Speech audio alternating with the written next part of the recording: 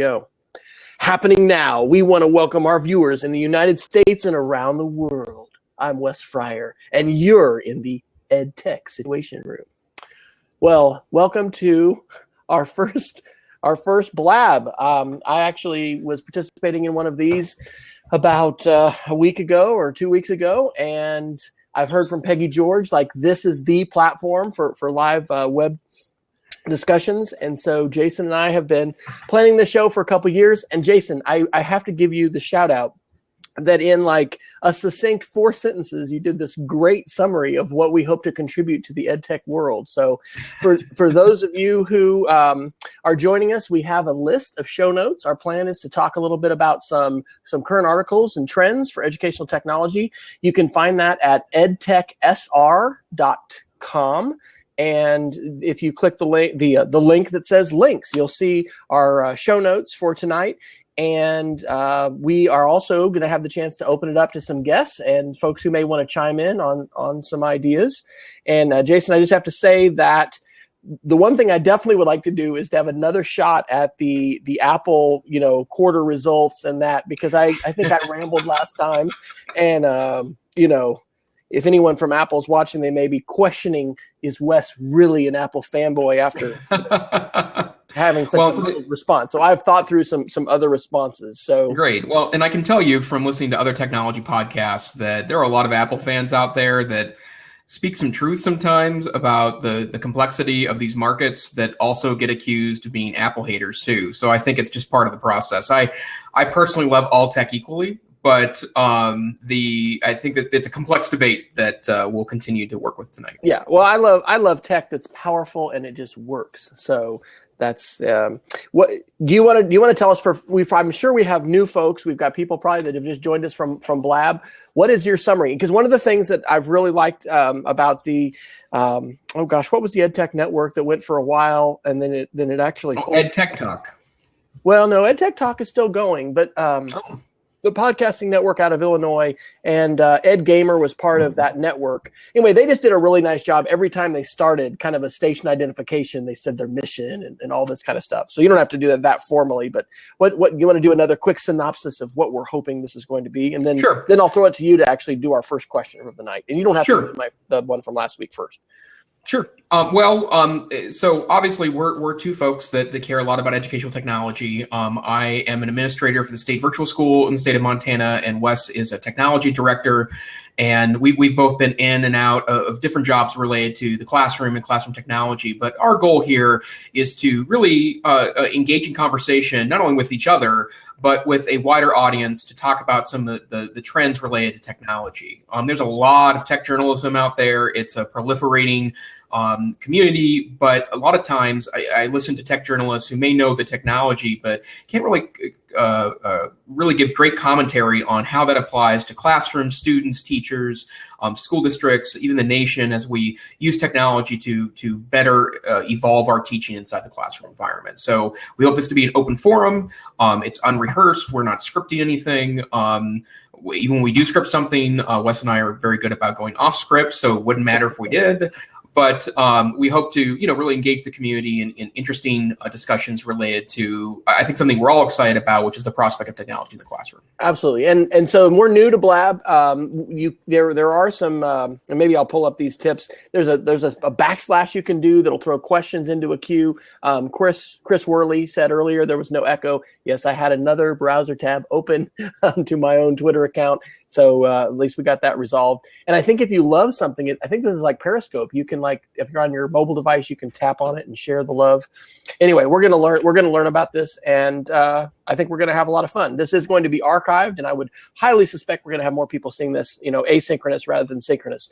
But Jason, what is the first topic for the Situation Room today? Well, the Ed Week blog reports that President Obama has announced a Computer Science for All initiative and what he's calling an ambitious all-hands-on-deck initiative to try to get every student in the United States to code.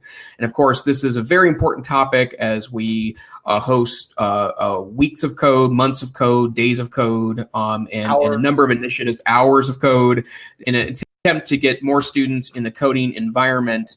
This seems to be an acknowledgement that the coding is here to stay and now has a national advocate, as opposed to the many nonprofit, educational, and state and local advocates in that prospect. And this is also a zoo show, so we're going to have some different animals that are just going to kind of come in and out. Jason's starting with the cat, and I'll be having the golden retriever show up a little bit later.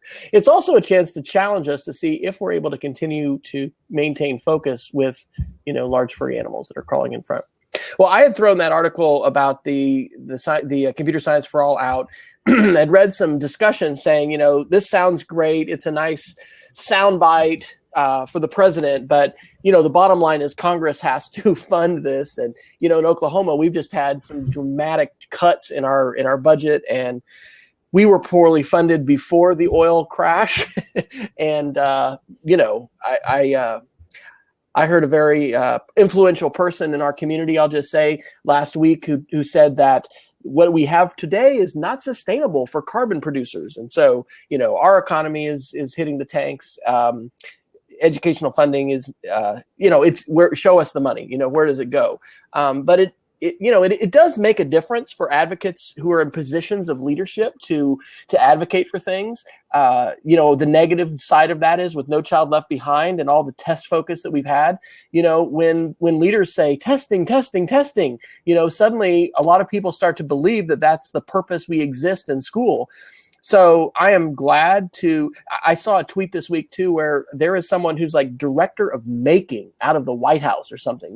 They've had not only science fairs, but maker fairs. And I'm really glad that we have that kind of presidential emphasis on it.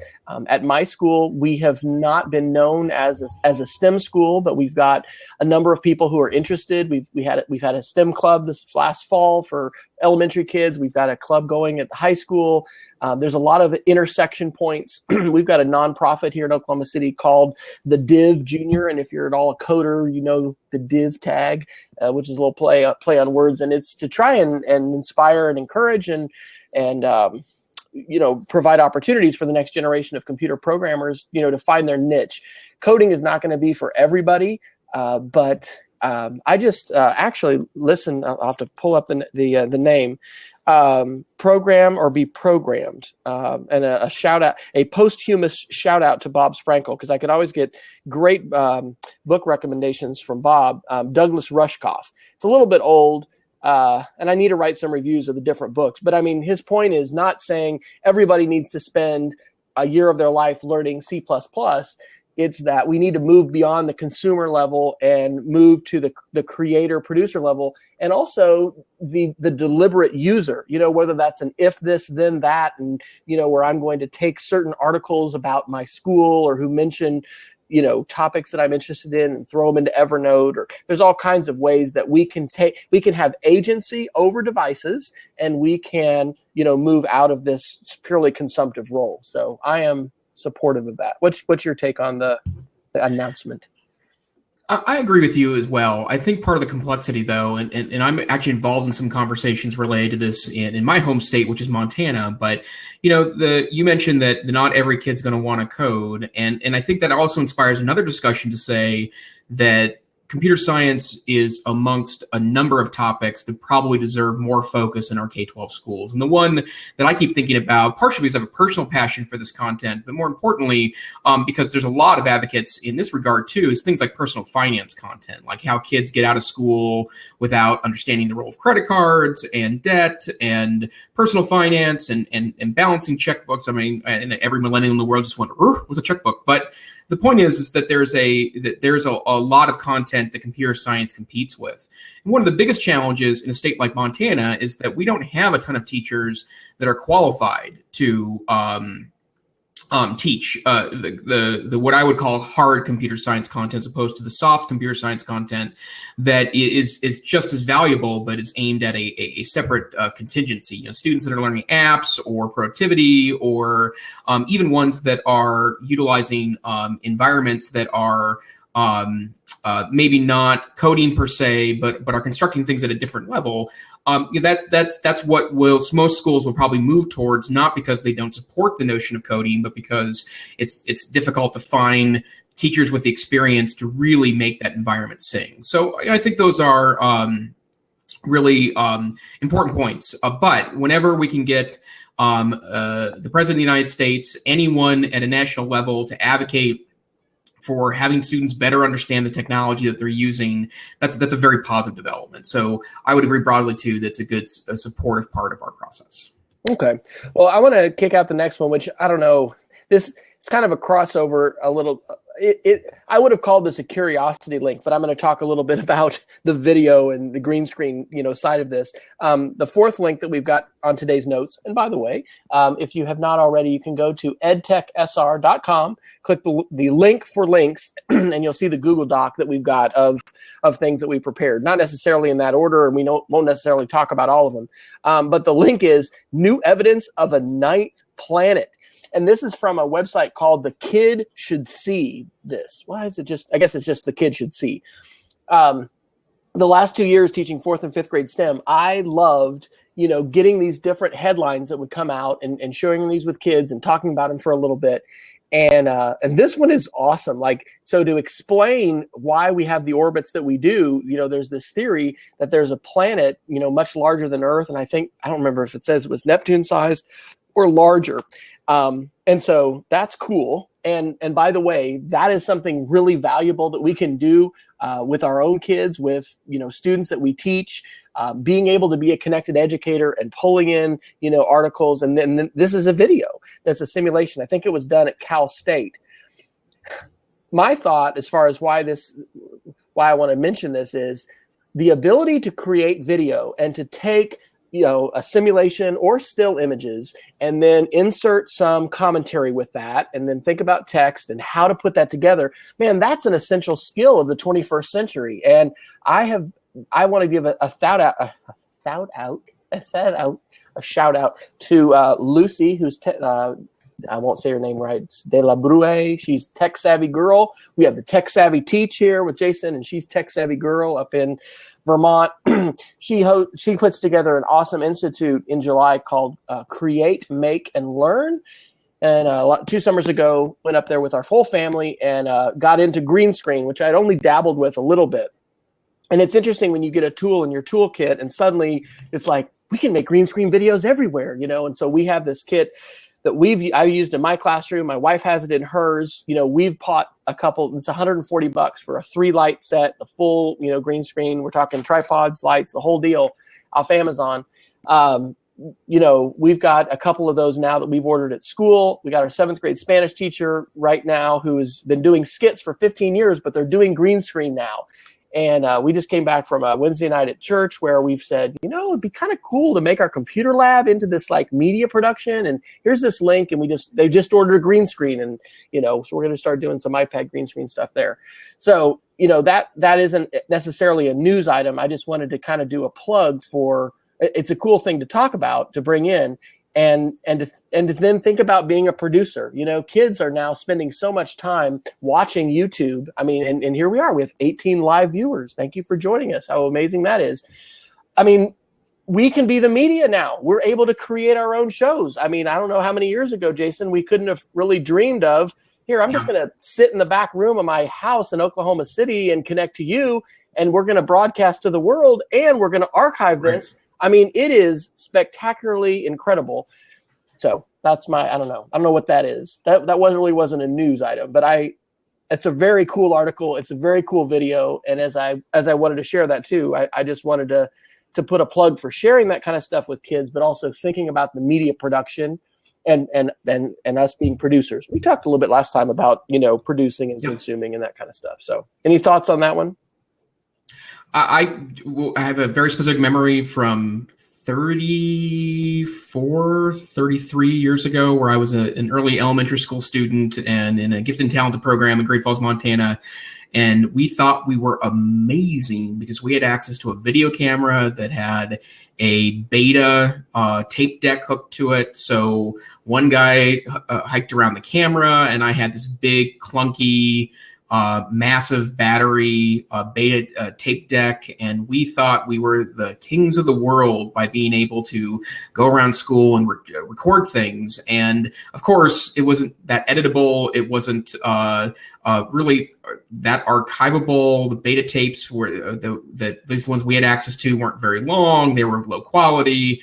And now, utilizing, and I always think it's quite interesting. It's the iPad that's the platform for this, but this is not an expensive piece of technology and has such an extraordinary capability to it. And I think we had talked about a little bit this last week. I'm not really a producer on the iPad. This is my consumption device that I love to pieces. But the fact that if I wanted to tomorrow record a video, it would be effortless to do so. And there are 100 pathways to do that. And I think that's just a stunning turn of events and how quickly this technology is evolving and then could ultimately impact the classroom. And so I think that's a big part of the process here. I do think that leads into the next couple set of articles here, and I think we're going to go back and maybe pick up on a couple themes from last week as this cat tries to climb apparently onto my head. By the way, this is Stash. You got to introduce the cat. Yeah, this is Stash the cat. So she looks kind of dark. Stash has a mustache. Yeah, she is quite a cat. So. And she, for being a cat that acts like a cat, she just decides very awkward times to be super needy. So she's going to lay in my arms here as we chat. So there's a set of articles. We started on this topic last week. We were talking about Apple's quarter one results. Oh, puppy. There we go. Yeah. Hello. All right. Sorry. Yeah. Squirrel. It's Animal Kingdom.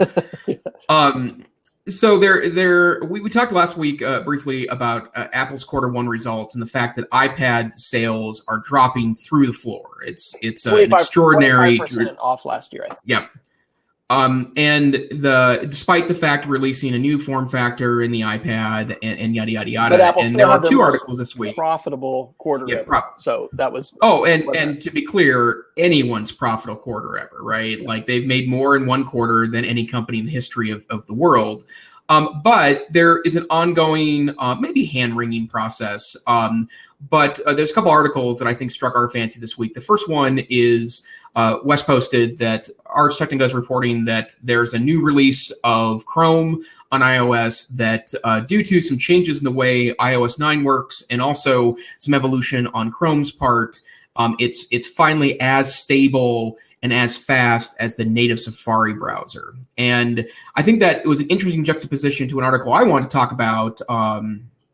Walt Mossberg from Recode wrote an interesting commentary today saying that it's time that Apple goes back and reinvents the stock apps in the iOS universe because they're starting to become both long in the tooth and are extremely poor in function compared to their alternatives that exist in the very fast-moving App Store in the Apple ecosystem. So, Wes, let's start here.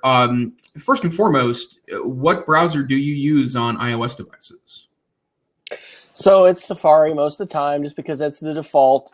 Chrome, every once in a while when I'm sharing something from Safari, this is like where I want my AI to really advance, to put all the things in a tweet and everything that I need. So I'll flip over to Chrome, every once in a while.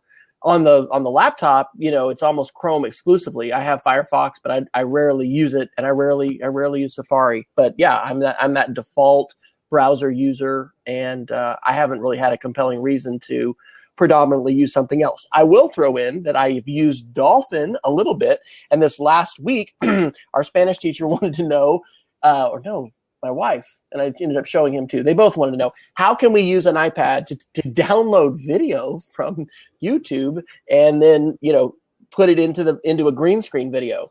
It is possible, but you can't do that with Safari, and you can do that with Dolphin. And I wrote a post, and I can throw that in the links about how to do that. So how about you? Are you a Safari user, or are you jumping ship and going Google with your iOS device browser?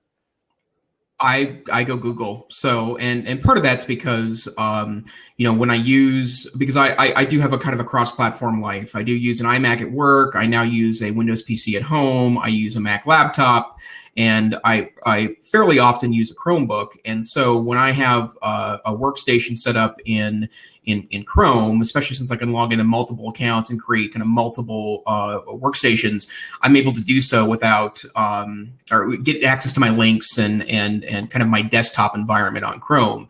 But the other reason why, and this is a little more subtle, and I certainly don't want to start a big debate on Android versus iOS, because I think both platforms are very advanced and quite useful. But the one thing that Android brings for me that I still wish existed in a cleaner state on iOS is the ability to move around apps effortlessly when I have a piece of information. iOS is at least functional there, whereas 2 versions ago of iOS, it wasn't functional at all. Like stuff just stuck there and you could trade links and that's about it. Now they're starting to do a kind of the sharing sheet model, which is not bad. It works fairly well. What does that mean? I think what's sharing sheet? Those well. I think I might actually have an Android term introduced into there. But when you click on share, it gives you different options, little icon options to go between the different. And I think that technically that's called a sharing sheet. But okay. We call it the share square in our school. Yeah, share square. That works too. So, so for me, I like to sub in my own applications, right? And I would like to choose those pieces. And in Android, it's very easy to say, I don't want to use this browser, but that browser. And then every single app can then point to that browser, when you're subbing in, or your email client, or your Twitter client, or your Facebook client, or whatever you choose to do. Whereas, iOS still tries to kind of cement you in to a certain set of tools in preference to one another. It's not as effortless to make default applications. And it's kind of a throwback to Microsoft a little bit. Remember the IE war and bundling and Microsoft? Oh, we can't unbundle. It has to be essential to the whole experience. And it's like, yeah, right. You can do that. And Matt, it's kind of the same thing. It's weird how that's turned and Apple's in that driver's seat.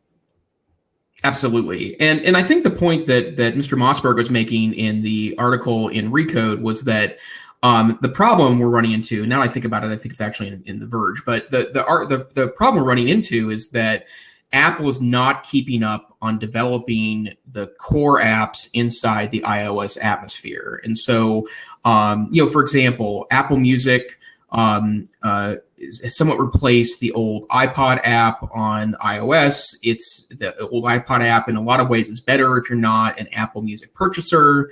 That makes that experience clunky because it's becoming dated. The most famous one for me is the podcasting app. Even though they've updated it kind of in the last couple of years, there are infinitely better possibilities around the iOS App Store, which makes that app not as useful. And I think one of the things that Apple used to be great at was that their stock apps on the mobile platform were always at least good, if not great, which means that you didn't have to download a single app to duplicate core functionality because the stock apps were great. I think email is long in the tooth on the iPad. I think that the podcast app is a bit long in the tooth. Those need updating, and the hardware is continue to be excellent. I really like iOS 9. I think that every version of iOS has been better than the last one, but they do have some cache. A little bit. From my understanding and reading in the media, it's true. It's true. Yeah, it's usually mostly in Ireland, but they arguably have access to the world's greatest talents regarding development.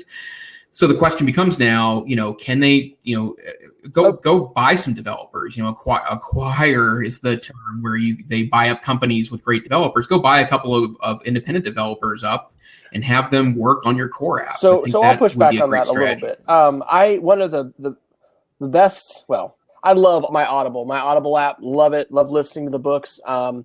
Becoming Steve Jobs. Listen to that. And one of the most interesting things I think I got from that biography was, that Steve originally didn't want an app store. It was originally just going to be like Apple TV 1.0, where you got what Apple, delivered, and that's it. Right. And the reason I want, and this is a segue back to our topic from last week, where we were looking at the quarter scores and the quarterly results from Apple, and asking, is this the end and the tipping point? I I'll just steal a couple good points that I got from the Clockwise podcast this week listening. As we mentioned, it was the most profitable quarter ever. People don't tend to roll over their iPad or their tablet as fast as they do with their phone. They're used less. The function also just tends to seem to be, we're still using iPad 2s, in my wife's classroom. She still has hers. We're about to upgrade. And then there's the resale market as well. And also, doggone it, the New York Stock Exchange should not define our, whole litmus test of success. And, are we going to continue to meet the market's expectations? We had a discussion Monday at our middle division faculty meeting because we've, got some funds that are available, and there's a debate about should we, get another cart. There is a cart in the library of iPads, or should we have these for individuals? And then folks threw out Android. So Wes has this chance. Okay, how do I respond to this? Because we got 5 carts of Chromebooks in our middle level at grades 5 through 8, and we've got one cart of Macs. One of the most beautiful things Apple has done successfully is they've created an environment for app developers. Number one, to be able to create apps that run consistently across platforms, across the iPhone, across the iPad. And that's the fragmentation of Android, even though I've just dabbled a little bit, and I've got a Nexus 7 that I haven't turned on in about 6 months. I've dabbled with that, but it's fragmented in a way that iOS is not. Developers are... I don't know that the gold rush for apps is really as real. You hear these stories of folks who are realizing income. In fact, I didn't put this in, but Louis C.K., the comedian, did you see this? He just released a short little movie for $5, and he had done some other experiment. And again, this is somebody who's already made it in mainstream media. He's an outlier. It's not like you're a newcomer. But he had made $1 million on something that he'd done. Disintermediating the publishing process, being able to go straight to buyers. Anyway, I had this chance to talk to faculty and talk about the iPad and basically defend it, because in the long run, these technologies are going to become a lot more similar in their capabilities. And in terms of digital divide, it will be great for more people to have these kinds of things in their hands. But I challenge anyone, and we have 15 live viewers now, tell me how you can create a iMovie trailer on an Android device like you can in iMovie on the iPad. Tell me an app on Android like Green Screen by Do Ink that is so drop dead simple. We can have wrinkles and shadows and all this stuff in this green screen. And it is like, the whole iPad thing, it's magical. It really does seem that way for some of those creative, type of apps. And then also the ecosystem for those things. So I don't know. I just kind of wanted to revisit that a little bit, chime in with some of those points to say, yes, it was an extremely profitable, quarter for Apple. And what do you want to do? I try to make this point too. In schools, we've thought a lot about one-to-one, and that's kind of a big deal. Are you one-to-one? What's your one-to-one platform? What have you standardized on? Because that's what we do in schools. We standardize. But outside of the classroom, and even inside as a teacher, I'm living in a multi-platform world. So I'm competing with you now, Jason, because I have my Dell. Yes, it's a Dell Chromebook, 11-inch right here. Do I have my Montana sticker? I have a moose crossing on here. So I've got my Google Docs here. I have the phone, my iPad sitting over here. We're on the laptop. So we're living in this multi-device world. And one of the things that I do love is the fact that as an educator, I'm not wedded to a single platform, and I have that opportunity to try different ones and advocate. And my favorite answer when people are like, "What do you like?" is, I like powerful tools that just work. And if Google can give that, which they have to a large degree with Chrome and with Gmail and Google Docs, great, bring it. They have done better in the cloud than Apple ever has. And I still bear some grudges for iWeb and for, whatever, Mobile Me. I lost Mobile Me websites. I don't know how I missed the note, that summer when all that stuff was going offline, but there was stuff I didn't back up. I still have a G3 Mac sitting over here on the, underneath my old desk. And we've got old hard drives, FireWire ones. And, there's stuff we didn't export at 720p and there's video. And anyway, it's, what do you want to do? What do you want to create? That also goes back to the Obama article. If we're focusing on not only coding, but STEM and creating and creativity and, becoming producers, all of those things are good. So I think, Apple is not, rolling over because iPad sales went down 25%. No. And I don't think that we should in any way, shape, or form panic or change course in terms of looking for tools and using tools that are going to effectively, help us do the tasks that we want to do, which hopefully are not just the tasks we did yesterday. It's not just, let's go to the lab and word process because we took a keyboarding class in 7th grade. And so, all these kids and they can't even keyboard. And I can't tell you how much I use Siri now, Right. Every time I have a chance to. When I'm in a meeting, I can't use Siri, but almost all the other times when I'm on my mobile device, I'm speaking into email, I'm speaking into text messages. I'm keyboarding far less. So anyway, those were the few points I wanted to make. Is there anything else you kind of wanted to add on that whole thread? Right. Yeah, the one other thing I want to mention last week that I think is where part of the future is here. I've never needed to put my iPad in someone's corporate network, blah blah blah, because it's my device, and no one buys me an iPad. It's my own iPad. I don't care what email system security, blah blah blah exists. I don't care.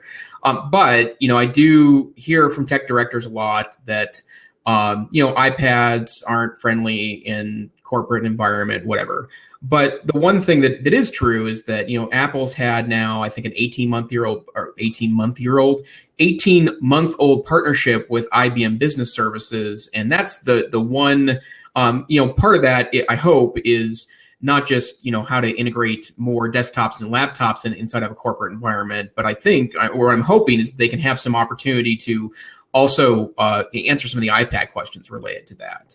I think if you could get an iPad to, I feel blasphemous saying this, but if you could get an iPad to log into a Windows domain, or if you could share across and access like a district-based cloud server with that data to where you could hand it around a classroom, that would revolutionize those devices for a lot of the technical critics inside of school districts. And it would also make it more useful as imagine an iPad that had 7 to 10 core apps on it, but all the storage deferred back to a student's cloud account so that, it could provide the cloud that Apple's never been able to provide, but at a district or and we should interject that no one is underwriting the EdTech Situation Room at this time. We may explore our sponsorship opportunities, but the good thing I'm about to say about Microsoft has nothing to do with sponsorship, as it wouldn't be anyway in the future. I want to be this independent voice. But we talked last time about looking again at Microsoft, the things they're doing with 365, which I personally am very, you can't do everything for everybody. We've got more public schools to the south, and I know June Kim, their tech director, they're doing a 365 pilot along with having Google Apps engaged. But we talked about Minecraft last week and how the new Minecraft EDU, they bought Minecraft EDU, and Minecraft for Education is going to have these logins for kids. And to me, it sounds like Microsoft might wisely be trying to use Minecraft as a gateway drug to 365. Oh, by the way, kids, now that you have your Minecraft login, why not have some real excitement and create some Word documents in the cloud? I don't know. Maybe I'm just being cynical. Right. Right. Or Xbox IDs, right? I mean, Xbox has arguably been the most successful Microsoft initiative in the past 20 years at the consumer level. Their Xbox is a Windows 10 device now, right? At least it's evolving to be a Windows 10 device. That's the same log. Oh, yeah. Xbox will run Windows 10. Like the next generation of the current console, is a Windows 10 operating system. It's not Windows 10 like we think Windows 10. Like there's probably no start button, and it's not a desktop, but it's the same core operating system, and you still log in, with a Microsoft ID, and they are certainly making up ground. I do want to mention one other thought related to podcast sponsors. You did already give a shout out to what's the most likely scenario for a podcast sponsor, which is Audible. And again, we are not underwritten by anyone, but I am also an Audible user. So and many of you don't if know, there's potential, Jason actually is massive not in the Guinness Book of World Records yet. But as someone who actively tracks over 200 podcasts, do you know anyone else in that category? I don't. Jason is a very avid walker and consumer of podcasts, and so it's going to be exciting to explore that. I think, speaking of exploring, I'm going to go ahead and click the unlock button over here. And what that means is we've got an open seat. And if you're one of our live 15 viewers right now, and you would like to take a seat, you should be able to click. And if you'd like to chime in on what we've been talking about so far, we've got about 25 minutes left. Be brave. Jump into the sandbox here. Click. You may want to have a headset on. We'll give it a shot. I will mention that maybe I said this last time. I was in a Google Hangout with a friend who was wanting to get everybody connected, and he ended up tweeting out the actual join link to the Hangout, which allowed anybody to not just view, but get in. And that was not a good thing. So we'll just leave this seat open, and if one of you wants to click in, I think I saw Rod Lucier join. I don't know, Rod, if you're still here. Long time no talk. It's awesome to see your name cross here. I got to get my family up. That's what we should do, Jason. Rod's brother owns this awesome outfitter camp out up north of Toronto, and right on the lake. And we did the am I going to draw a blank on what we called it? It was basically we were disconnected, highly connected educators, going out into the wilds to do writing, and then we did canoeing and all this stuff. And the food was like beyond amazing. So anyway, that was a little flashback to that time. You want to toss out another topic? Because, by the way, what we're gonna experiment with this format. If we may, set up an actual theme for some different. We may not just do news. We may have some guests and kind of play with this. But I'm liking this a lot so far.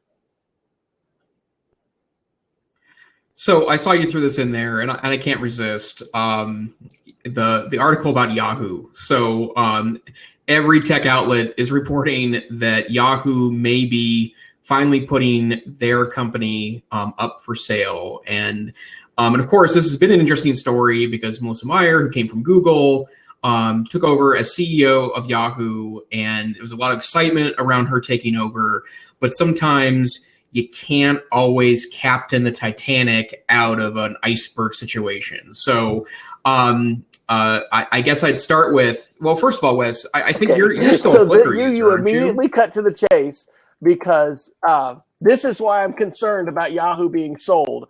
So I wrote Playing with Media, my first book, in 2011, which I've got to rewrite. And it was a lot about Posterous. This is the risk when you write a book about tech and you're specific to tools.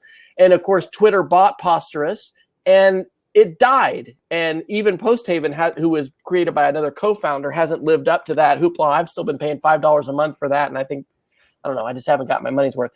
Flickr is huge. There are over 60 million Creative Commons by license, which means just give us credit.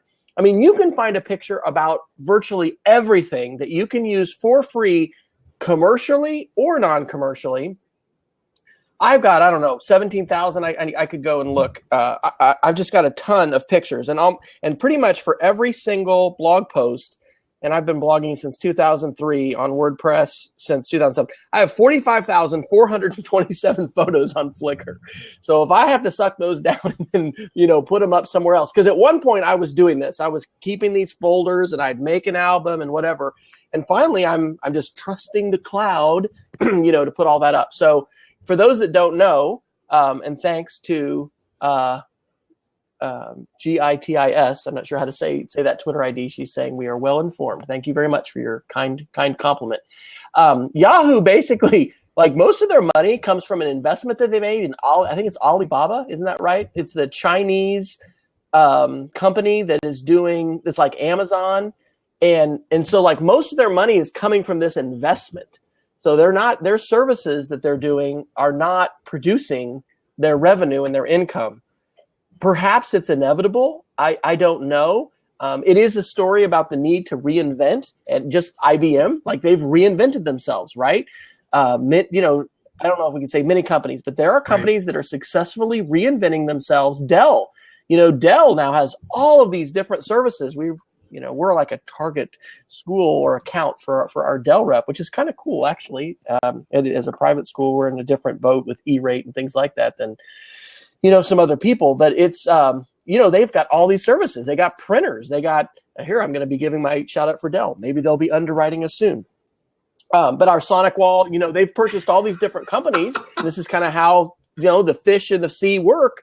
You are the big company and you acquire these other ones. They went private so that they could become more flexible and not be as accountable to public shareholders.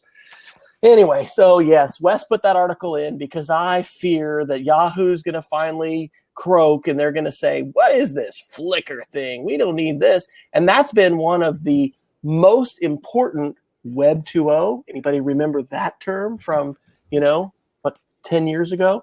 One of the most important platforms for sharing. I don't interact with Flickr users nearly as much because we have Twitter and we've got other things to do. But as a place to put those pictures, to share them, I personally am jazzed whenever somebody uses a photo of mine in an article. And I got a phone call. There's a museum in Washington, D.C. that was doing an exhibit about the American home. And I took a photo a few years ago on a Saturday morning of our kids not watching cartoons, but all on laptops. It was before iPads. And they were on Club Penguin, and it was before Minecraft as well. Anyway, they wanted to use that picture of our family, in this museum in Washington, D.C., and I signed this agreement. And I think they may even, I don't know, they were talking about cutting a check and whatever. I have never thought that I'm going to make a lot of money on Flickr. But I will have a serious, web funeral for Flickr if it ever goes bust. So what's your thought on that? Do you think it's going to be impossible for Yahoo to pull it around and it's just the death? We can start playing the death march now or whatever. Right. Well, I'm going to put a link, and I guess I don't know how chat works here, so I'll just put it in the thing on the right and hope it goes somewhere. This domain name, Dear Marissa Mayer, was purchased the day she took over Yahoo, right? And it's a great site because I think it spells out what the power users needed her to do, which was to make Flickr awesome again. And it is such a go-to place. I know more photographers that prefer that over all the other options. The only other web platform that photographers have seemed to have made it to was a lot of them like Google Plus. But speaking of dying platforms, but there is it has been the photo archive for so many people for so many years that it's death. And I don't think that's really what's going to happen here. Someone's going to buy up Flickr, and someone will probably buy up Flickr that can tie it into an ecosystem. I don't think it's going to be Google because Google Photos is a great platform that they've developed, and I think they're going to stick with it. It could be Microsoft. It could be someone of the some other kind of B-level player in the kind of network atmosphere or architecture. Heck, Facebook could probably buy it, but the point is that they just never successfully turn around the platforms that they really had the opportunity to turn around. And frankly, I liked some of the directions they were going into. Yahoo Video, could have staged itself as a YouTube alternative, but instead started buying commercial content. And I think that was, or at least renting commercial content. That was smart. They had some network television shows moved to Yahoo Video.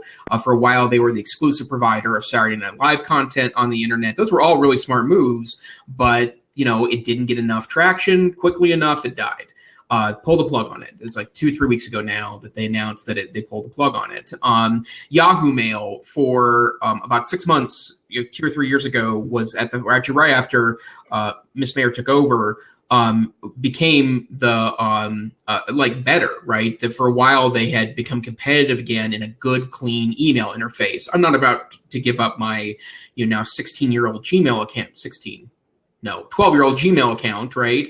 But it's still a nice. To give up all that nice extra email spam interface. that you don't want, though. That might be tempting.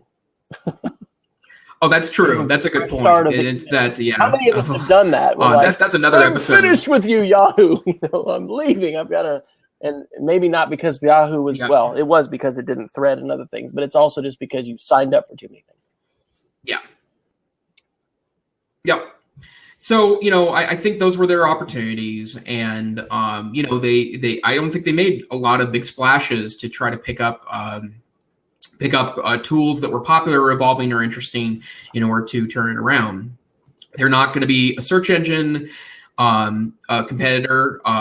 They're not going to be a mail competitor. They are fairly unlikely to be a video competitor, especially now that they're out of the video business. But I know probably the best option is to pull it into parts and sell it off separately, kind of bankruptcy style. But I know it's very unfortunate. For a long time, Yahoo was kind of my center. And I can tell you stories. And, I mean, it's. Did I admit this on the screen? When I was teaching sixth grade in the late 90s, this was before we had child safe, school safe email. I mean, I remember teaching my sixth graders how to set up their own Yahoo accounts and how to join that universe. And man. And then I remember I talked to somebody and they told me about Google, and I was like, "What's Google?" And then, oh my gosh, because that was Yahoo was a search engine. Okay, we're going to answer a live question from a viewer, from Craig, and Craig says, "How did you two meet?" And I'll share a little bit about that, and then let Jason, and then I'm going to raise the stakes because we want at least one person. We got about 15 minutes left to join us.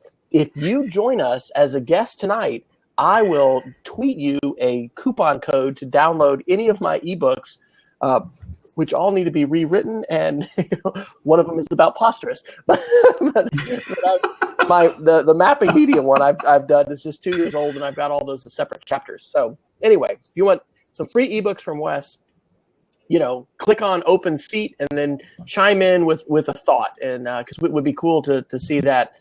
This feature of Open Seat work. So, Craig, how did Jason and I meet? About 4 or 5 years ago, I had an opportunity, actually through podcasting and connections via blogs and stuff, to go up to Montana and share a presentation. I think it was maybe that administrator one that I did first, which was in the College of Education at Missoula, that I think has more screens than any other classroom I've ever been in. I have a picture of Jason teaching in there. There's 4 screens with like a Twitter stream and probably a Google Doc and all of this stuff. Anyway, it was for administrators, and it was about, being connected and blended learning. And then the ideal situation when you're a consultant is people like you and they invite you to come back. And so that's what happened for I think 3 different summers, is I was able to go back to some conferences that they had both at the university and then Blackfoot, who is a local ISP.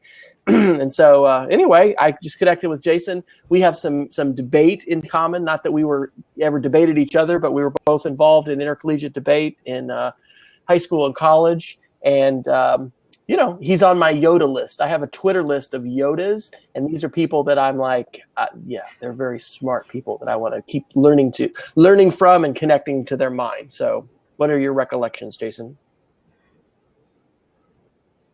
About the same. And, I think we perhaps maybe engaged once or twice on Twitter. It's kind of funny. I had a harder time than what I called A-lister EdTech people my first couple of years in Twitter, because no one followed me. And then I figured out it's because I had to engage with people first. So it was my first real lesson on Twitter. And I think we probably maybe tweeted back and forth a time or two. And, I will say that because I know Wes still does consulting and presentation work, he's worth your time and money. So, wesfryer.com, I believe, brought in to case you you're by interested. The So, Situation Room, Jason Duff. So, I think we should. Of our articles left, I want to throw a quick one up here, and then I've got kind of a geek link to share for the week. So, we're not going to talk about politics on this podcast ever, because actually I've heard Wes rant a little bit about politics. I may have had some history myself. I actually am a former lieutenant gubernatorial candidate, which is a very long story. I'm the Wikipedia, in case you're curious. There is we have no desire to introduce political themes related to elections here, but there was a very interesting. We don't want to invite that. You got to be careful on social media. Exactly. What you share. Yeah. Go ahead. Yeah, and you'll know very carefully, despite the fact that I do have strong political opinions, you won't find me talking politics on Twitter. So, but there was a really interesting article in Recode. I think it was yesterday, that Twitter data and tweets related to candidates kind of helped or drove home the point that Mr. Trump was going to lose the Republican Iowa caucus. And the reason why I think this is interesting is because we're obviously 8 years post the 2008 election, where social media really made its debut. The 2004 election was obviously very internet driven, but social media was very much in its infancy at that point. Whereas in 2008, especially in the campaign of Mr. Obama, you utilized social media in a way that had never been used or seen in an election before. So now we're 2 elections post that, and here we are, where Twitter. I have a new startup name. It's Twitter.com. Twitter metadata, or Twitter data, I guess, but Twitter metadata, kind of helped call that the Iowa caucus results, Cruz, Trump, then Rubio, and I believe it also nailed 3, 4, and 5 as well. And I think that's something that's interesting, especially if you think about it. The Iowa caucus will be unique to other electoral formats because the Iowa caucuses require you to show up and physically be present, and in some cases, have to openly stand up and vote. The Democrats, force you to stand on one side of the room or the other. And in the case of the Iowa caucus, one of 4 places, the 2 major candidates, the third candidate, and the undecided vote. And people will jeer and cheer you to get you to go to different parts of the room. It's an enormously interesting open election process. But, Twitter's not unlike that, right? I mean, you have to openly declare thoughts and views. There is an interesting process where people can sway people's votes, or at least jeer them a little bit as they express their feelings and thoughts. And so Twitter might be an interesting way to look at the election process. And the other story I heard this week was on for all these podcasts I listen to, I can't name any of them. That's pretty entertaining. Not Planet Money, but the other one. Well, it was the Weekend Economics podcast I listened to, talked to folks that said that that the social media and websites and donation sites and all the many properties here, they pick up a ton of metadata from that to try to make electoral decisions by, sometimes even testing email subjects, doing A/B testing on political messages, and both parties are on board with that now. I think Republicans were a bit behind in 2008 in utilizing some of those kind of interesting methods and ways of analyzing people's opinions, thoughts, and interactions. Well, that's all changed now. Even local elections, legislative elections, and even rural states like Montana, that online analysis is becoming a big deal. So I think we'll hear more of this, and it has impact everywhere. I mean, metadata, data, big data, whatever you want to call it. It's a big topic, and it's important to how we engage with one another. In the broader and that's a perfect segue to a question that I just put at the end, and we'll answer Craig's question. Craig said, "Do you have a link for the Twitter metadata comments?" He didn't tweet it, but it's also on our edtechsr.com/links, and so you can see all of those. We're doing something fun for Leap Year in our middle division. We're having a Leap Day about elections. I'm partnering with another one of our teachers, and I basically volunteered to do some kind of a fun interactive lesson about social media and elections with students. And so I started a Google Doc of things, and I was thinking about interactive writing and doing something with TitanPad, which is an Etherpad implementation, because where students can have Chromebooks, and we're going to build some kind of a document, and we'll have chat. And I don't know. I was also thinking about doing something with money, and I don't know if there's something online. We said we're not going to talk about politics, but knowing about super PACs and knowing about the role that money plays in elections, and the ways in which social media plays into this too, to Jason's point about, how smart the Obama, campaign was to use data to target specific groups. I'll just say it's a little sad living in we don't get to see all the candidates here in Oklahoma like everybody else does, because there's some folks that just say, it ain't worth my time. And some people don't care about that. And other people are sad about Montana is your sibling in that so phenomenon. This is a shout out for anybody who is watching us live or who watches this later. I would love to hear any of your ideas. I'll put a link to a Google Doc that I've started with the partner teacher for ideas. We've got a few weeks to kind of come up with things. I think I'll probably post about it on my blog as well. But social media is huge, and also the contribution piece, right? The fact that I don't have to just go, I mean, this is maybe a dream, but the dream is I wouldn't have to just go to those traditional funders. Maybe I could actually look for smaller donations from many, many more people, and if folks got mobilized, then that could be a viable way for me to fund a campaign. Certainly that, I don't know, I mean, at a local or a state level, maybe that'd be more viable. And that's another level of going with this is, how does social media play into this with local politics? Not only with sites and apps that can tell you, I live here, here are my representatives, here are their emails. Are they on Twitter? Are they responsive? How are they using social media? Is there a school out there where kids are interviewing candidates, working with like the League of Women Voters or another organization to say, because this is what I want, okay? Here's an app idea. I'm just going to throw this out here because I'm not going to make this right now. I want an app that I can just tap on. Here's my house. I want to see all the representatives. I want to see the ballot that I'm going to basically have in November or in the primary. I want to tap and be able to not only see the bio of the candidates, I want to see a short video of them, maybe talking for 2 minutes about, their campaign.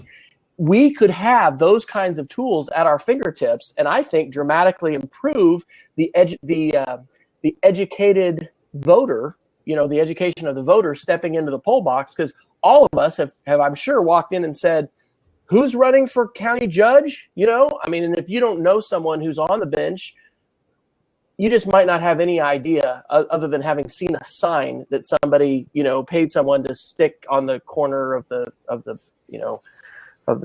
busy street.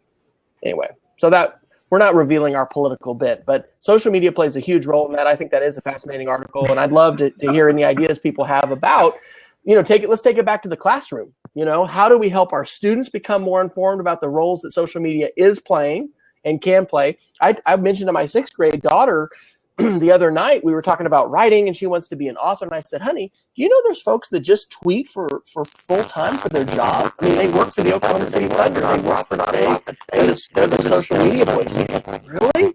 Yes, this is important. And people who understand social media and can utilize it are going to be able to, find new careers and new pathways. So would love to know if anybody wants to chime in. Okay, nobody has taken us up on the open seat, and we are coming up on the hour. So we're going to have to do our Geek of the Week picks. But if anybody wants to click that icon to open seat, you can be the first live guest on the Blab, which, by the way, we did get a question. I don't think it had a slash, because you got to do /Q in the chat for it to show up. Somebody asked why we joined Blab. It's a shout out to Peggy George. She told me about it and said it was a great platform, and I gave it a try. And having dabbled with Ustream and Google Hangouts and all these different things, video, traditional 323 video conferencing and all this stuff, it looked like an amazing platform. But I'll say Zoom is amazing too, and we used that last week for our EdCamp OKC meetup. Zoom lets you have up to 50 people in a single call for free with a 40 minute advantage. You don't go long with the meeting. So, Jason, you want to do your Geek of the Week or another thought before you lead into that? Yeah, and I'll give you just a quick shout out to this. I've been using this for a whole 1 hour and 5 minutes, and it's not only super easy to use, it's amazing. It shows you a map of where people are from. It allows the Twitter stream, obviously, which is a great bit of interaction. We had viewers this week, which Florida, wasn't true of our group. Hello, Texas. Hello, Arizona. Yeah. Right. Hello, Texas. Hello. Yeah, shout out to Nevada. Come back next Shout out to the Great Lakes region.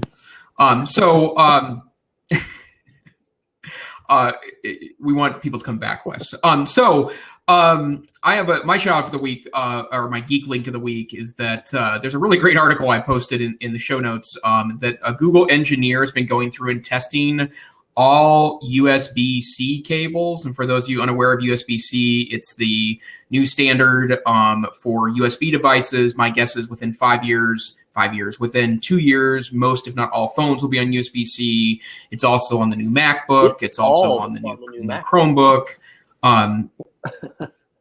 Yeah, exactly. And it's not just power, it's power and video and all sorts of interesting things. But the problem, of course, with a new technology like that, the cables are very expensive. And so there's been hundreds of knockoffs available on Amazon. So this Google engineer in his spare time went through and tested a large number of these cables and discovered that most of them were crap. And he recently announced that he had stopped for a while because one of the cables that he utilized fried his Chromebook Pixel, and also fried two of his cable testers. And what I wanted to point out here is that, don't use crappy cables, people. That's just a horrible, horrible idea. I am the king of cables. I get mocked at work because I always have a cable in hand. I carry a bag full of them. I have a travel bag full of all sorts of technical contingencies, but I always buy high-quality cables. And I do have a specific reference for you. And again, we're looking for sponsors.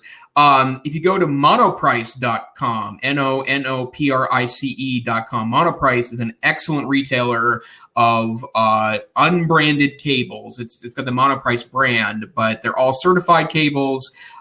They sell all sorts of interesting items there. Anything that they can redo themselves and knock off manufacturing costs to sell cheap. But a couple weeks ago, for example, they had a special where they were selling the Apple standard cable, the Lightning cable. They were $2 a piece for 3-foot cables, and this is the highest quality cable, short of an Apple cable. And I trust them, with my devices. And so, and the question, Monoprice, Mono. There you go. So monoprice.com, great generic stuff that I highly recommend if you're looking to expand. And my EdTech Situation Room Geek of the Week is caffeine, because I didn't know what I was going to do and I had to download it quick. When you don't want your Mac to go to sleep, it's free. You could download it from the App Store, but I just download it straight from their site. Of course, you always have to be careful when you're downloading stuff to make sure it's a legitimate deal and it's not adware or malware. And there are a few of those running around for the Mac. But it's kind of cool. You just run it, puts a little coffee cup up in your, I don't know, that's not the tray, but whatever, your menu bar up in the upper corner by the icon by Wi-Fi and AirPlay. And if you don't want your Mac to sleep, you just click it, and it's just faster than going to Energy Saver and changing your settings. So I use that for presentations a lot, or, when in a classroom, I'm going to have my computer. I may not be touching it for a while, and I don't want it to go to sleep. So that's my Geek of the Week. So we do want to tell you that the EdTech Situation Room is, at this point, planning to be a weekly show. We're going to kind of see how this goes. If this stresses us out too much, maybe we'll do every other week or less. But I got to tell you, I hung up last Wednesday going, I can't wait to do this again. And so we're going to be doing this the same time, Wednesday nights. We're 9 Central, we're 8 Mountain, and whatever else that multiplies to in your time zone. We are archiving these, so this is available as a 32 kilobit friendly podcast. And I'll do a shout out to Alphonic, which is the podcast normalizing service that I use and love because it does the metadata and it puts the show notes and you have a preset, and it's great. I've done a ton of podcasts with them, and I like compressing 2 kilobit because it just makes an hour show about 12 megabytes. So hopefully that's a little easier on your download if you're having to pay for mobile data or just having to download it on a 3G connection or something that's not LTE or high speed. The other thought I had is, since we are getting the archive video, I think I'm going to go ahead and just offer up the video as a podcast as well. I'm using a plugin for WordPress called Podlove, which lets me create different feeds. And I like to throw my files now into Amazon S3. Shout out to my friend James Deaton who told me about that because it literally costs, $1.50 for just gigs upon gigs of downloaded podcasts. I have a fair number of old shows on my old channel. So last thing we'll say is where you can find us online. I'll go, and then Jason, you can share yours and tell us good night. You can find me on Twitter, on the Twitters, at wfryer, WFRYER, and my main blog is speedofcreativity.org. And you can also just Google Wes Fryer, and hopefully you will find a variety of valid links. And my main EdTech project is called Show with Media. So you can go to showwithmedia.com, and I've got 12 different products that you can, make with students. And my favorite part of that are examples, and those aren't platform specific. So there's a lot of different ways to make a narrated slideshow or an ebook. And I'm going to I will this year be publishing the final 6 chapters of that. And my goal is to get Playing with Media redone as well. So Jason, where can folks find you? And then you can take us out. Sure. I'm on Twitter at TechSavvyTeach. My day job is I am the assistant director and curriculum director of the Montana Digital Academy, the state virtual school in Montana. But I also work with Northwest Council for Computer Education, the ISTE affiliate in the Pacific Northwest. And I do blog for them, blog.ncc.org. And in just a few weeks, I will be a featured speaker at their spring conference, NCC 2016, Seattle, Washington. This year's theme, Your Tech Savvy Adventure Awaits. I'll be doing 4 presentations at NCC this year, February 24th, 26th in Seattle, ncc.org/attend. And so this was the EdTech Situation Room, brought to you live from Missoula, Montana, in fabulous Oklahoma City, Oklahoma. And we'll see you next week. Have a great night.